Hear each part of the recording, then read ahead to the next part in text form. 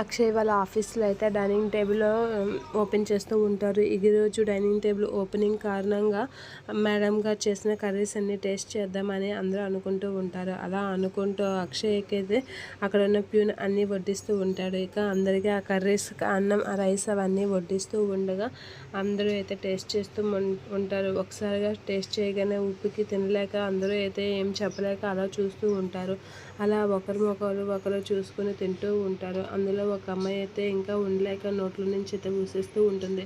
అది చూసి అక్షయ్ షాక్ అవుతూ ఉంటాడు. ఏమైంది అని అంటే, చాలా ఉప్పుగా ఉంది సార్, ఉప్పు ఎక్కువైనట్లుగా లేదు, ఉప్పుతోనే కూర వండినట్లుగా ఉంది అని చెప్పి అంటూ ఉంటుంది. ఆ మాటలకి అక్షయ్ అయితే షాక్ అయ్యి అలా చూస్తూ ఉంటాడా. అవునా, ఏదో పొరపాటు జరిగి ఉంటుంది, ఇంకో కర్రీ ఉంది కదా, ఇంకో కర్రీ టేస్ట్ చేయండి అని అయితే అంటూ ఉంటాడు. లేదు సార్, చాలా ఘోరంగా ఉంది, పొరపాటున అయి ఉంటుంది, కాదు కావాలనే చేసి ఉంటారు అని చెప్పి అంటూ ఉంటారు. అలా మాట్లాడుతూ సరే అయితే ఏదో అనుకోకుండా అయి ఉంటుందిలేండి అని చెప్పి అక్షయ్ అయితే కవర్ చేస్తూ ఉంటాడు. ఇక మిగతా వాళ్ళైతే ఇంకో కర్రీ ఉంది కదా, ఇంకో కర్రీ టేస్ట్ చేసి తినండి అని చెప్పి అంటూ ఉంటాడు. అలా అనగానే వాళ్ళు సెకండ్ కర్రీ అయితే టేస్ట్ చేస్తూ ఉంటారు. సెకండ్ కర్రీ టేస్ట్ చేయగానే అందరూ ఒకసారిగా కారంకి తట్టుకోలేక వాటర్ తాగుతూ ఉంటారు. అబ్బా, ఎంత కారమా సార్, నేను నా లైఫ్లో కూడా ఇంత కారం నేను తినలేదు, జీవితాంతం సరిపోయినంత కారం వేసినట్లుగా ఉన్నారు అని చెప్పి అంటూ ఉంటారు. ఆ మాటలకి అక్షయ్ అయితే షాక్ అవుతూ ఉంటారు.